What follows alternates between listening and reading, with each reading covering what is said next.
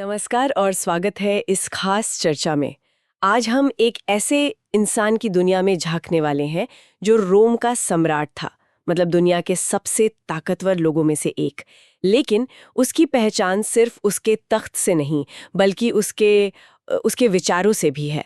हम बात कर रहे हैं मार्कस ऑरेलियस और उनकी किताब मेडिटेशंस की। बिल्कुल। और इस सफर में हमारे साथ हैं कुछ अच्छे सोर्सेज भी। स्टैनफोर्ड एनसाइक्लोपीडिया फिलॉसफी है, विकिपीडिया है, डेली स्टोइक वेबसाइट और कुछ एकेडमिक पेपर्स भी हैं। हाँ, मतलब काफी सॉलिड रिसर्च है। हाँ, कोशिश रहेगी कि इनसे हम मार्कस ऑरेलियस की शख्सियत और उनके दर्शन को समझ सकें। और हमारा मकसद क्या है? ये जानना कि आखिर ये सम्राट दार्शनिक कौन था, उसकी ये निजी सी लगने वाली किताब मेडिटेशंस क्या कहती है, स्टोइक दर्शन जिसे स्टोइसिज्म कहते हैं, उसकी बुनियाद क्या है। और सबसे इम्पोर्टेंट कि 2000 साल पुरानी ये बातें आज हमारे किस काम आ सकती हैं। हाँ, कोशिश रहेगी कि इसे एक कहानी की तरह समझे। तो चलिए इसे खोलना शुरू करते हैं। जरूर। तो मार्कस ऑरेलियस, जैसा आपने कहा, दूसरी सदी के रोमन सम्राट थे, 2nd सेंचुरी सीई। लेकिन वो सिर्फ बादशाह नहीं थे, वो एक गहरे स्टोइक दार्शनिक भी थे। स्टोइक दार्शनिक। हाँ, और मेडिटेशंस की सबसे खास बात यह है कि ये कोई फॉर्मल किताब नहीं है जो उन्होंने दुनिया को पढ़ाने के लिए लिखी हो। अच्छा। नहीं, ये तो उनके अपने पर्सनल नोट्स थे, विचार थे, अभ्यास थे। मतलब खुद को गाइड करने के लिए, खुद को बेहतर बनाने के लिए।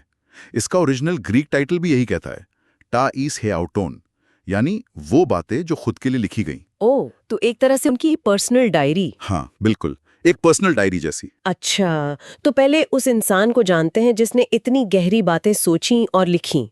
कौन था ये सम्राट, क्या कहानी है उनकी? हाँ, मार्कस ऑरेलियस का जन्म 121 सीई में हुआ था, एक ऊंचे रोमन परिवार में।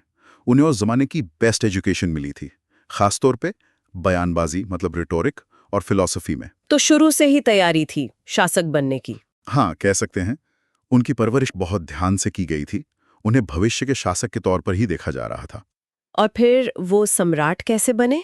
क्या ये सफर आसान था? हाँ, 161 सीई में जब उनके अडॉप्टिव पिता सम्राट एंटोनिनस पायस की डेथ हुई, तब मार्कस रोम के सम्राट बने। पर अकेले नहीं। अकेले नहीं? नहीं, उन्होंने अपने अडॉप्टिव भाई लूसियस वेरस के साथ मिलकर सत्ता संभाली। ये रोम के इतिहास में पहली बार हुआ था कि दो सम्राट एक साथ हों। और उनका शासनकाल, जो 180 सीई में उनकी मृत्यु तक चला, वो बिल्कुल भी आसान नहीं था। क्या मुश्किलें थी? बहुत सारी। एक तरफ तो जर्मनी की जो जनजातियां थीं, उनसे लगातार युद्ध चल रहे थे, बॉर्डर हमेशा खतरे में थे। दूसरी तरफ एम्पायर के अंदर भी प्रॉब्लम थी। इटली और मिस्र जैसे इलाकों में विद्रोह हुए और एक बहुत भयानक प्लेग भी फैला था। प्लेग? ओह। हाँ, एंटोनियन प्लेग कहते हैं उसे। लाखों लोग मारे गए थे। मतलब उनका पूरा शासनकाल चुनौतियों से भरा हुआ था। और कहते हैं कि इसी मुश्किल दौर में शायद लड़ाइयों के बीच कहीं उन्होंने मेडिटेशंस लिखी। हाँ, यही माना जाता है। सोर्सेस कहते हैं कि मेडिटेशंस का बड़ा हिस्सा उनके शासन के आखिरी सालों में लिखा गया, खासकर जब वो उत्तरी सीमाओं पर जर्मन कबीलों के खिलाफ मिलिट्री कैंपेन्स पर थे। मिलिट्री कैंपेन्स के दौरान? हाँ, कुछ कहते हैं सिरमियम में, कुछ पेनोनिया में, एक्विंकम जैसी जगहों का जिक्र करते हैं। आप सोचिए, मतलब युद्ध के मैदान के पास कड़ाके की ठंड में एक सम्राट अपने टेंट में बैठकर खुद से बातें कर रहा है, लिख रहा है कि एक अच्छा इंसान कैसे बने, मुश्किलों का सामना कैसे करें। ये कल्पना ही कमाल की है। उनके निजी जीवन के बारे में क्या पता चलता है? क्या वो सिर्फ एक सीरियस फिलोसोफर थे? नहीं नहीं, उनके निजी जीवन की एक झलक हमें उनके एक टीचर थे, फ्रॉन्टो, उनके साथ जो उनका लंबा पत्र व्यवहार मतलब कॉरेस्पॉन्डेंस हुआ, उसमें मिलती है। अच्छा, क्या लिखते थे वो? उन चिट्ठियों में वो अपनी हेल्थ की चिंताएं, अपने बच्चों की बीमारियां, यहाँ तक कि बच्चों की मौतें, रोजमर्रा की थकान, निराशा, ऐसी बातें शेयर करते हैं। इससे पता चलता है कि वो सम्राट जरूर थे, पर थे तो इंसान ही। हाँ। उन्हें दर्द भी होता था, चिंता भी होती थी, अपने परिवार से लगाव था। ये उन्हें ज्यादा मानवीय बनाता है। बिल्कुल, एक जीते जागते इंसान की तरह। और उनके फिलोसॉफिकल विचारों पर सबसे ज्यादा असर किसका था? आपने स्टोइक कहा। हाँ, मुख्य रूप से स्टोइक फिलॉसफी का। मेडिटेशंस की पहली ही किताब में वो अपने कई टीचर्स का शुक्रिया अदा करते हैं, जिनमें स्टोइक दार्शनिक जैसे रस्टिकस, अपोलोनियस, सेक्सटस शामिल हैं। लेकिन सबसे गहरा असर शायद एपिक्टेटस का था। एपिक्टेटस, वो कौन थे? एपिक्टेटस पहली दूसरी सदी के ग्रीक स्टोइक दार्शनिक थे। खास बात यह है कि वो पहले एक गुलाम थे, बाद में आज़ाद होकर टीचर बने। मार्कस बार बार एपिक्टेटस के विचारों का जिक्र करते हैं, खासतौर पर इस बात का कि हमें किस चीज पर फोकस करना चाहिए और किस पर नहीं। ओ, एक गुलाम से सम्राट तक विचारों का सफर। हाँ, वो एरिस्टो ऑफ क्योस नाम के एक और पुराने स्टोइक से भी प्रभावित लगते हैं। क्या वो सिर्फ स्टोइक विचारों तक ही सीमित थे या दूसरे दर्शनों को भी देखते थे? नहीं, ऐसा नहीं था कि वो किसी एक खांचे में बंधे थे। स्टोइकवाद उनके विचारों का सेंटर जरूर था, लेकिन वो प्लेटो, एपिक्यूरस, डेमोक्रिटस जैसे दूसरे दार्शनिकों का भी सम्मान से जिक्र करते हैं। जहां उन्हें कोई बात सही लगती है उसे अपनाते भी हैं। ये तो खुले दिमाग की निशानी है। बिल्कुल। एक और इंटरेस्टिंग बात उनके पॉलिटिकल आइडियल्स की है। वो जूलियस सीजर के हत्यारे ब्रूटस और दूसरे रोमन रिपब्लिकन नेताओं के प्रशंसक थे। एक सम्राट होकर रिपब्लिकन्स का प्रशंसक? ये तो अजीब है। हाँ, थोड़ा हैरानी की बात है। वो खुद को किताब में चेतावनी भी देते हैं कि कहीं सत्ता उन्हें भ्रष्ट ना कर दे, कहीं वो सीजराइज्ड न हो जाएं, मतलब तानाशाना बन जाए। वाह! यहाँ ये बात वाकई गौर करने लायक है कि दुनिया का सबसे शक्तिशाली व्यक्ति भी अंदर से लगातार स्ट्रगल कर रहा था, अपनी कमियों से, अपनी भावनाओं से, सही रास्ता चुनने की जद्दोजहद से। मेडिटेशंस इसी इंटरनल स्ट्रगल, इसी सेल्फ इंप्रूवमेंट की कोशिश का एक डॉक्यूमेंट है। तो अब आते हैं इस किताब पर, मेडिटेशंस। अगर ये छपने के लिए नहीं थी तो इसका अंदाज कैसा है? क्या ये किसी डायरी जैसी है, जैसा आपने कहा? हाँ, काफी हद तक। मेडिटेशंस 12 छोटी किताबों या आप कह लें चैप्टर्स में बटी हुई है। इसमें कोई फिक्स्ड स्ट्रक्चर या थीम का ऑर्डर नहीं दिखता, सिवाय पहली किताब के। पहली किताब में क्या खास है? पहली किताब में वो उन सब लोगों का शुक्रिया अदा करते हैं जिनसे उन्हें कुछ सीखने को मिला, अपने परिवार, टीचर्स, दोस्त, यहाँ तक कि देवता भी, जिन्होंने उनकी अच्छी परवरिश में मदद की। उसके बाद की जो 11 किताबें हैं वो उनके बिखरे हुए विचार हैं, सेल्फ रिफ्लेक्शन, सलाहें, अभ्यास, इनका कलेक्शन है। कहीं छोटे छोटे सूत्र वाक्य हैं, एफोरिज्म्स, तो कहीं लंबे पैराग्राफ में किसी टॉपिक पर गहराई से सोचा गया है। तो फिर उन्होंने ये सब लिखा क्यों? सिर्फ याद रखने के लिए या कोई और मकसद था? इसका मेन मकसद था उनका अपना नैतिक और आध्यात्मिक सुधार, मॉरल एंड स्पिरिचुअल इंप्रूवमेंट। ये उनके लिए एक प्रैक्टिस थी कि स्टोइक सिद्धांतों को रोजमर्रा की जिंदगी में कैसे उतारा जाए, इसे बार बार खुद को याद दिलाना। जैसे कि? जैसे ये याद रखना कि दुनिया शायद एक डिवाइन प्लान, प्रोविडेंस से चलती है, या ये कि सच्ची खुशी बाहरी चीजों में नहीं बल्कि हमारे अपने कैरेक्टर, हमारे सद्गुण, वर्च्यू में है। वो इन विचारों को मुश्किल हालात में खुद को संभालने के लिए सहारे या नियम की तरह इस्तेमाल करते थे। एपिक्टेटस ने भी यही सलाह दी थी कि अपने प्रिंसिपल्स और रिएक्शंस को लिखो ताकि जरूरत पड़ने पर वो याद रहें। ये किस भाषा में लिखी गई थी? लैटिन में, जो रोम की भाषा थी? नहीं, ये भी इंटरेस्टिंग है। ये कॉइन ग्रीक में लिखी गई थी। ग्रीक में? जी। क्यों? उस जमाने में रोमन एलीट क्लास में ग्रीक भाषा और फिलॉसफी का काफी सम्मान था, और स्टोइक फिलॉसफी की जड़ें भी ग्रीस में ही थीं, तो शायद मार्कस ने अपने सबसे निजी विचारों के लिए ग्रीक भाषा चुनी। अच्छा, इस किताब में कौन से खास ख्याल या थीम्स हैं जो बार बार सामने आते हैं? कई ऐसे थीम्स हैं जिन पर मार्कस लौट लौट कर आते हैं। एक बहुत इंपॉर्टेंट थीम है हमारे निर्णय, हमारे जजमेंट्स और उनका हमारी भावनाओं पर असर। जजमेंट्स मतलब राय? हाँ, हमारी राय, हमारा नजरिया। उनका मानना था कि बाहरी घटनाएं अपने आप में अच्छी या बुरी नहीं होती, बल्कि हम उनके बारे में जो राय बनाते हैं, जो जजमेंट पास करते हैं, वही हमें सुखी या दुखी करता है। कोई मिसाल दे सकते हैं? हाँ, जैसे उनका एक मशहूर कोट है जिसका मतलब कुछ ऐसा है कि तुम्हारे पास उन फालतू की परेशानियों को हटाने की ताकत है जो पूरी तरह से तुम्हारे अपने निर्णय में ही बसी हैं। मतलब अगर कोई हमें इंसल्ट करता है तो इंसल्ट उस घटना में उतनी नहीं है जितना हमारे इस निर्णय में है कि इसे इंसल्ट माना जाए। अगर हम अपना निर्णय बदल लें तो परेशानी गायब हो सकती है। ये तो बहुत दिलचस्प नजरिया है, सोचने का तरीका ही बदल सकता है। बिल्कुल। और कौन से विषय हैं? दूसरा बड़ा थीम है जिसे हम कॉस्मिक पर्सपेक्टिव कह सकते हैं। Cosmic perspective? हाँ, यानी ब्रह्मांड की विशालता में अपनी छोटी सी जगह को समझना। ये सोचना कि हम सब एक बड़ी नेचुरल व्यवस्था का हिस्सा हैं, सब कुछ उसी से आता है और उसी में लौट जाता है। जब हम अपनी परेशानियों को इस बड़े नजरिए से देखते हैं तो वो छोटी लगने लगती हैं। आजकल कुछ लोग इसे व्यू फ्रॉम अबव भी कहते हैं। हाँ, सुना है, ये आजकल भी काफी लोग अपनाते हैं। बिल्कुल। तीसरा, वो बार बार नैतिक सिद्धांतों पर टिके रहने की बात करते हैं, खासकर एक अच्छा इंसान बनने के लक्ष्य पर, बिना दुनियावी चीजों के भटकाव में आए। चौथा, वो इंद्रियों के सुख और दर्द, मतलब सेंसरी अफेक्शंस से ऊपर उठने की बात करते हैं, क्योंकि असली खुशी या दुख इनसे नहीं मिलता। और पांचवा? पांचवा, तर्क शक्ति, रैशनैलिटी का महत्व। स्टोइक्स मानते थे कि तर्क यानी लोगोस ही वो शक्ति है जो हमें इंसान बनाती है और यूनिवर्स के साथ हार्मनी में रहने में मदद करती है। बाहरी चीजें जैसे फेम, पैसा, हेल्थ, यहाँ तक कि मौत भी, ये नैतिक रूप से ना अच्छी है ना बुरी, ये उदासीन है, इनडिफरेंट है। ये उदासीन या इनडिफरेंट वाला विचार थोड़ा और समझना होगा, लेकिन उससे पहले दूसरों के साथ कैसे पेश आना चाहिए, इस पर मार्कस क्या कहते हैं? हाँ, ये भी उनके लिए बहुत अहम था। वो कहते हैं कि हमें लोगों की गलतियों और कमियों को बर्दाश्त करना सीखना चाहिए, उनसे नाराज नहीं होना चाहिए, क्योंकि ज्यादातर लोग अनजाने में, अज्ञानता के कारण गलतियां करते हैं। तो क्या करना चाहिए? उन्हें सजा देने या उनसे नफरत करने के बजाय हमें उन्हें सुधारने की कोशिश करनी चाहिए, या कम से कम उन्हें सहना सीखना चाहिए। वो हमें याद दिलाते हैं कि हम सब एक ही इंसानी बिरादरी के हिस्से हैं, एक ही शरीर के अंग हैं।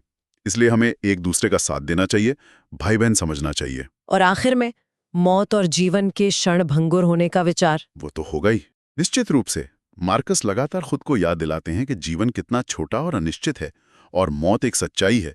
ये कोई डराने वाली बात नहीं, बल्कि एक हकीकत है जिसे एक्सेप्ट करना चाहिए।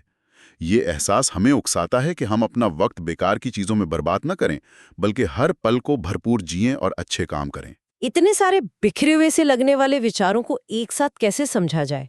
क्या इनको समझने का कोई ढांचा है? ये सवाल मन में जरूर उठता है। हाँ, ये सवाल बिल्कुल वैलिड है, और स्कॉलर्स ने इस पर काफी काम किया है। जैसे एक मशहूर फ्रेंच स्कॉलर हैं पियरे हैडॉट। उन्होंने सजेस्ट किया कि हम मेडिटेशंस को इपिक्टेटस के बताए 3 अभ्यासों के चश्मे से देख सकते हैं। कौन से 3 अभ्यास? इच्छा का अनुशासन, डिसिप्लिन ऑफ डिजायर, यानी क्या चाहें और क्या नहीं। कर्म का अनुशासन, डिसिप्लिन ऑफ एक्शन, यानी दूसरों के साथ कैसे पेश आएं। और सहमति का अनुशासन, डिसिप्लिन ऑफ असेंट, यानी बाहरी घटनाओं पर कैसी राय बनाएं। अच्छा। हाँ, दूसरे स्कॉलर्स जैसे क्रिस्टोफर गिल ने इसमें 4 मेन थीम्स पहचाने हैं। एक आइडियल नैतिक जीवन की चाह, मौत और बदलाव की सच्चाई को स्वीकारना, हमारी अपनी तर्क शक्ति पर भरोसा, और हमारी सामाजिक जिम्मेदारी।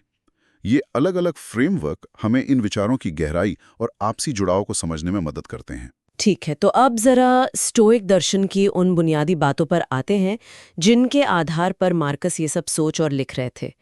ये स्टोइसिज्म आखिर है क्या? और यहीं पर ये वाकई दिलचस्प हो जाता है। बिल्कुल। स्टोइक दर्शन की बुनियाद कुछ सरल लेकिन बहुत शक्तिशाली विचारों पर टिकी है। सबसे पहला और शायद सबसे महत्वपूर्ण सिद्धांत है, सिर्फ सद्गुण ही असली अच्छाई है। Virtue as the soul good. इसका ठीक ठीक मतलब क्या हुआ? अच्छाई तो कई तरह की हो सकती है, सेहत, पैसा। स्टोइक्स के लिए सिर्फ चारित्रिक गुण जैसे विजडम, जस्टिस, करेज और टेम्परेंस यानी संयम ही असल में अच्छे हैं, और इनके उलट यानी अवगुण जैसे मूर्खता, अन्याय, कायरता, असंयम ही असल में बुरे हैं। और बाकी सब, सेहत, पैसा, शोहरत, बाकी सब कुछ जो हमें लगता है कि अच्छा या बुरा है, जैसे सेहत या बीमारी, अमीरी या गरीबी, शोहरत या गुमनामी, दर्द या मजा, यहाँ तक कि जिंदगी या मौत, ये सब हमारी असली खुशी या दुख के लिए उदासीन हैं, इनडिफरेंट हैं। मतलब ये हमारी जिंदगी को नैतिक रूप से बेहतर या बदतर नहीं बनाते। लेकिन सेहत और पैसे को उदासीन कहना तो बहुत मुश्किल लगता है। ये तो जिंदगी के लिए जरूरी मालूम होते हैं। हाँ, और यही स्टोइक्स एक और बारीक फर्क करते हैं। वो मानते थे कि ये चीजें नैतिक रूप से उदासीन जरूर हैं, लेकिन प्रैक्टिकल लेवल पर इनमें कुछ पसंदीदा हैं, प्रिफर्ड, और कुछ गैर पसंदीदा, डिसप्रिफर्ड। पसंदीदा और गैर पसंदीदा कैसे? जैसे आम हालात में सेहत बीमारी से बेहतर है, या पैसा गरीबी से बेहतर है, क्योंकि ये चीजें हमें प्रकृति के मुताबिक जीने में मदद कर सकती हैं। इसलिए हमें इनके लिए कोशिश करनी चाहिए। लेकिन ये याद रखना जरूरी है कि हमारी असल खुशी, हमारा चरित्र इन बाहरी चीजों पर निर्भर नहीं करता। एक इंसान गरीब या बीमार होकर भी गुणी और खुश हो सकता है, और एक अमीर या सेहतमंद इंसान भी अवगुणी और दुखी हो सकता है। अच्छा, ये फर्क समझना जरूरी था। हाँ, दूसरा सिद्धांत आपने बताया था प्रकृति के अनुसार जीना, लिविंग अकॉर्डिंग टू नेचर। सही कहा। स्टोइक्स का अंतिम लक्ष्य था प्रकृति के साथ, यूनिवर्स की व्यवस्था के साथ हार्मनी में जीना। और इंसान होने के नाते हमारी प्रकृति है तर्क संगत होना, रैशनल होना और सामाजिक होना। तो मतलब? तो प्रकृति के अनुसार जीने का मतलब हुआ अपनी तर्क शक्ति का इस्तेमाल करके समझदारी से फैसले लेना, और समाज के एक जिम्मेदार सदस्य की तरह दूसरों की भलाई के लिए काम करना। इसमें तर्क, रीजन, लोगोस की क्या भूमिका है? आपने लोगोस शब्द इस्तेमाल किया था। स्टोइक्स का मानना था कि यूनिवर्स खुद एक तर्कसंगत व्यवस्था, जिसे वो लोगोस कहते थे, से चलता है। ये एक तरह की यूनिवर्सल इंटेलिजेंस या डिवाइन प्लान है। और इंटरेस्टिंग बात यह है कि हमारी अपनी तर्क शक्ति या रीजन उसी बड़े यूनिवर्सल तर्क का एक छोटा सा हिस्सा है। यही तर्क हमें दुनिया को समझने, सही गलत में फर्क करने और अपनी भावनाओं को काबू में रखने की क्षमता देता है। और भावनाएं, इमोशंस, क्या स्टोइक्स एकदम भावनाहीन होने को कहते थे, पत्थर जैसा बनने को? नहीं, ये एक बहुत कॉमन गलतफहमी है। स्टोइक्स इमोशंस को खत्म करने की बात नहीं करते थे।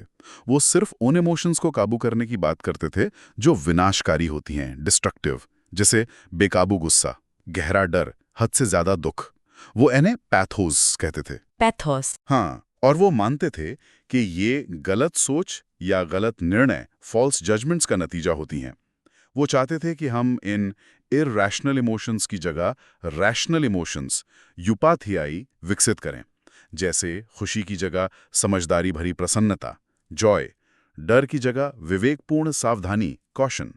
उनका लक्ष्य अपथेया हासिल करना था। अपथेया, ये शब्द सुनने में एपैथी जैसा लगता है, जिसका मतलब होता है किसी चीज की परवाह ना करना, मतलब उदासीनता। हाँ, ये कंफ्यूजन हो सकता है, लेकिन मतलब बिल्कुल अलग है। अपथेया का मतलब उदासीनता या बेपरवाही नहीं, बल्कि आवेगों से मुक्ति है, फ्रीडम फ्रॉम डिस्ट्रक्टिव पैशंस। ये मन की एक ऐसी शांत और स्थिर अवस्था है जहां आप बाहरी घटनाओं से हिलते नहीं, जहां आपके फैसले भावनाओं के तूफान में नहीं बहते, बल्कि तर्क और विवेक पर आधारित होते हैं। एक तरह की आंतरिक शांति और मजबूती। और वो सिद्धांत जिसका जिक्र आजकल बहुत होता है, नियंत्रण का द्वंद्व, डाइकोटमी ऑफ कंट्रोल। हाँ, ये एपिक्टेटस से आया एक बेहद प्रैक्टिकल सिद्धांत है जिसे मार्कस ने भी अपनाया है। ये हमें सिखाता है कि अपनी जिंदगी में हमें साफ तौर पर यह समझना चाहिए कि क्या चीजें हमारे काबू में हैं और क्या नहीं। क्या है हमारे काबू में? हमारे अपने विचार, हमारी राय, हमारी इच्छाएं, हमारे फैसले, हमारे काम। और क्या काबू में नहीं है? बाहरी घटनाएं, मौसम, दूसरे लोगों के काम, उनकी राय, हमारा अपना शरीर, बीमारी, बुढ़ापा, हमारी शोहरत, मौत, बहुत कुछ। तो करना क्या है? स्टोइक्स कहते हैं कि हमें अपनी सारी एनर्जी और ध्यान सिर्फ उन्हीं चीजों पर लगाना चाहिए जो हमारे नियंत्रण में है। जो हमारे नियंत्रण से बाहर है, उसे स्वीकार करना सीखना चाहिए और उसके बारे में चिंता करके या शिकायत करके अपनी शांति भंग नहीं करनी चाहिए। ये तो सचमुच बहुत काम का विचार है, खासकर आज की अनिश्चित दुनिया में। बिल्कुल। और न्याय, जस्टिस के बारे में मार्कस का क्या सोचना था? एक सम्राट के लिए तो ये बहुत अहम रहा होगा। बिल्कुल। मार्कस के लिए न्याय 4 मुख्य सद्गुणों में से एक था और बहुत महत्वपूर्ण था। वो मानते थे कि क्योंकि हम सब एक ही तर्क संगत प्रकृति लोगोस का हिस्सा हैं, इसलिए हम सब एक ग्लोबल कम्युनिटी, एक कॉस्मोपोलिस यानी विश्व नगर के नागरिक हैं। कॉस्मोपोलिस, विश्व नगर। हाँ, इसलिए हमारा कर्तव्य सिर्फ अपने लिए नहीं, बल्कि पूरी मानवता की भलाई के लिए काम करना है। दूसरों की मदद करना, उनके साथ न्याय करना, ये हमारा सामाजिक फर्ज है। वो कहते भी हैं, जो छत्ते के लिए अच्छा नहीं है, वो मधुमक्खी के लिए भी अच्छा नहीं हो सकता। वाह, मतलब जो समाज के लिए बुरा है, वो व्यक्ति के लिए भी अंततः बुरा ही होगा। सही। एक और दिलचस्प बात आपने पहले कही थी, मार्कस अक्सर सोचते थे कि दुनिया प्रोविडेंस से चलती है या सिर्फ एटम्स के संयोग से। वो इस दुविधा में क्यों पड़ते थे? हाँ, मार्कस मेडिटेशंस में कई बार इस सवाल पर लौटते हैं, क्या यूनिवर्स एक इंटेलिजेंट क्रिएटर की सोची समझी योजना प्रोविडेंस के अनुसार चल रहा है, जैसा कि ज्यादातर स्टोइक्स मानते थे, या फिर ये सिर्फ परमाणुओं का एक अंधी उद्देश्यहीन टक्कर और संयोग है, जैसा कि एपिक्यूरियन दार्शनिक मानते थे? तो वो क्या मानते थे? मार्कस का झुकाव स्टोइक दृष्टिकोण की तरफ ज्यादा लगता है, लेकिन वो इस सवाल का इस्तेमाल एक मेंटल एक्सरसाइज की तरह करते थे। वो खुद से कहते थे कि चाहे दुनिया प्रोविडेंस से चले या एटम से, मेरा काम तो एक ही है, तर्कसंगत रूप से जीना, अपना कर्तव्य निभाना और शिकायत न करना। अच्छा, मतलब नतीजा एक ही है। हाँ, अगर प्रोविडेंस है तो शिकायत क्यों करना, क्योंकि सब एक बड़ी योजना का हिस्सा है। और अगर सिर्फ एटम्स हैं तो भी शिकायत का क्या मतलब, क्योंकि कोई सुनने वाला ही नहीं है। दोनों ही सूरतों में हमें अपना बेस्ट देना है। तो ये सब सदियों पुरानी बातें आज 21वीं सदी में हमारे लिए कैसे मायने रखती हैं? क्या मार्कस की तरह सोचना और जीना आज मुमकिन है और फायदेमंद भी? यकीनन, यकीनन। स्टोइक दर्शन आज भी बहुत रिलेवेंट है, शायद पहले से भी ज्यादा। आज की भगदौड़ भरी जिंदगी, अनिश्चितता और मेंटल स्ट्रेस को देखते हुए स्टोइक सिद्धांत हमें एक मजबूत आंतरिक सहारा दे सकते हैं। इसका सबसे बड़ा फायदा शायद हमारी भावनाओं को समझने और उन्हें रेगुलेट करने में है। Emotional regulation. वो कैसे? क्या ये किसी थेरेपी जैसा है? हाँ, काफी हद तक। स्टोइक तकनीकों और विचारों की झलक हमें मॉडर्न साइकोलॉजी की कई शाखाओं में मिलती है, खासकर कॉग्निटिव बिहेवियरल थेरेपी सीबीटी और acceptance and commitment therapy ACT में। ओह, सीबीटी और एसीटी? हाँ, ये जो मूल विचार है कि हमारी भावनाएं बाहरी घटनाओं से नहीं, बल्कि उन घटनाओं के बारे में हमारे विचारों और निर्णयों जजमेंट से पैदा होती हैं। ये सीबीटी का भी सेंट्रल प्रिंसिपल है। स्टोइक्स हजारों साल पहले यही बात कह रहे थे। तो ये हमारी रोजमर्रा की चिंता मतलब एंग्जाइटी या तनाव को कम करने में कैसे मदद कर सकता है? कोई ठोस उदाहरण? जरूर। जैसे नियंत्रण के द्वंद्व को ही लें। मान लीजिए किसी को अपनी नौकरी जाने का डर है। स्टोइक नजरिया ये होगा कि नौकरी रहेगी या जाएगी, ये पूरी तरह से आपके कंट्रोल में नहीं है। हाँ, ये तो है। बाहरी आर्थिक हालात, कंपनी के फैसले वगैरह। आपके कंट्रोल में क्या है? अपना काम पूरी लगन से करना, नई स्किल्स सीखना, जरूरत पड़ने पर दूसरी नौकरियों के लिए कोशिश करना। तो अपनी एनर्जी डरने और चिंता करने में लगाने के बजाय उन कामों पर लगाएं जो आपके हाथ में हैं। इससे चिंता कम होती है और आप ज्यादा एम्पावर्ड महसूस करते हैं। सही बात है। इसी तरह नेगेटिव विजुअलाइजेशन या प्रेमेडिटाटियो मेलोरम, यानी पहले से ही सोच लेना कि बुरा क्या हो सकता है, हमें मुश्किलों के लिए मेंटली तैयार करता है। मतलब पहले से ही वर्स्ट केस सिनेरियो सोच लेना। हाँ, एक तरह से। जैसे अगर किसी को पब्लिक स्पीकिंग से डर लगता है, तो वो पहले से सोच सकता है कि सबसे बुरा क्या होगा। शायद वो कुछ भूल जाए या लोग बोर हो जाएं। इस पर पहले से विचार करने से असर इवेंट कम डरावना लगता है। और गुस्सा, एंगर, आजकल लोगों को बहुत जल्दी और बहुत ज्यादा गुस्सा आता है। क्या स्टोइक्स इसके लिए भी कुछ कहते हैं? हाँ, स्टोइक्स गुस्से को एक तरह का पागलपन मानते थे, जो अक्सर हमारी गलत उम्मीदों, अनरियलिस्टिक एक्सपेक्टेशंस या गलत फैसलों, जजमेंट्स से पैदा होता है। क्या हमारे साथ नाइंसाफी हुई है या चीजें वैसी नहीं हुई जैसी होनी चाहिए थी। तो इसे संभालें कैसे? वो कुछ तरीके बताते थे। पहला, प्रतिक्रिया में देरी करना, तुरंत भड़कने के बजाय रुकना, सोचना। दूसरा, सहानुभूति का अभ्यास करना, सामने वाले के नजरिए को समझने की कोशिश करना, शायद उसकी कोई मजबूरी हो। मार्कस खुद कहते थे कि गुस्से के नतीजे अक्सर उस बात से ज्यादा बुरे होते हैं जिसने गुस्सा दिलाया था। ये तो बहुत गहरी बात है। और दुख या किसी अपने को खोने के दर्द से निपटने में स्टोइक्स हानि, लॉस को जीवन की सच्चाई और प्रकृति का नियम मानते थे। वो इसे बहादुरी और समझदारी से स्वीकार करने की सलाह देते थे। वो हमें याद दिलाते थे कि सब कुछ अस्थायी है। साथ ही वो कृतज्ञता, ग्रैटिट्यूड पर जोर देते थे। जो हमारे पास था या है, उसके लिए शुक्रगुजार होना, बजाय इसके कि जो चला गया उसका मातम मनाते रहें। तो फोकस जो है उस पर करना, न कि जो नहीं है उस पर। बिल्कुल। जीवन की क्षणभंगुरता को याद रखना हमें वर्तमान पलों की ज्यादा कद्र करना सिखाता है। क्या कुछ ऐसे स्टोइक अभ्यास हैं जिन्हें लोग अपनी रोजमर्रा की जिंदगी में शामिल कर सकते हैं? मतलब प्रैक्टिकल टिप्स। हाँ, कई ऐसे अभ्यास हैं जिन्हें आसानी से अपनाया जा सकता है। पहला तो है जर्नलिंग, ठीक मार्कस की तरह। रोज सुबह ये सोचना कि आज क्या चुनौतियां आ सकती हैं और मैं स्टोइक सिद्धांतों के अनुसार कैसे प्रतिक्रिया दूंगी। और शाम को दिन का रिव्यू करना, क्या अच्छा किया, कहाँ चूके, कल क्या बेहतर कर सकते हैं। मार्कस की तरह लिखना। हाँ, और इसके अलावा दूसरा, नेगेटिव विजुअलाइजेशन जिसकी हमने बात की। तीसरा, कॉग्निटिव डिस्टेंसिंग, अपने परेशान करने वाले विचारों को सिर्फ विचार मानना, न कि अटल सच्चाई। जैसे खुद से कहना, ये सिर्फ एक ख्याल है या ये मेरी राय है, न कि हकीकत। अच्छा, विचारों से थोड़ी दूरी बनाना। बिल्कुल। चौथा, ऊपर से देखना, अपनी समस्याओं और खुद को यूनिवर्स के बड़े पर्सपेक्टिव में रखकर देखना, जिससे वो कम भारी लगें। क्या इस दर्शन को अपनाने में कोई मुश्किलें या आलोचनाएं भी हैं? ऐसा तो नहीं कि ये हर किसी के लिए या हर स्थिति में काम करे? हाँ, बिल्कुल। कुछ चुनौतियां और आलोचनाएं भी हैं। एक तो ये कि इसे गलत समझा जा सकता है, जैसे कि ये भावनाओं को दबाना या पत्थर दिल बनना सिखाता है, जबकि ऐसा नहीं है। ये भावनाओं को समझने और तर्क से साधने की बात करता है। और दूसरे, नियंत्रण का द्वंद्व कुछ लोगों को बहुत ज्यादा सिंपल लग सकता है, खासकर जब हम बड़ी सामाजिक नाइंसाफियों या मुश्किल हालात का सामना कर रहे हों, जहां हमारा नियंत्रण बहुत कम लगता है। और अगर इसे ठीक से ना समझा जाए तो ये लोगों को मदद मांगने से रोक सकता है। वो एक स्टिफ अपर लिप वाली छवि बन सकती है कि स्टोइक कभी अपनी परेशानी जाहिर नहीं करते, जो कि सही नहीं है। मार्कस खुद दूसरों से सीखने और मदद लेने की बात करते हैं। और क्या स्टोइकवाद को उसके पुराने धार्मिक या आध्यात्मिक आधार जैसे प्रोविडेंस या लोगोस के बिना भी अपनाया जा सकता है? ये एक इंटरेस्टिंग सवाल है जिस पर आजकल काफी बहस होती है।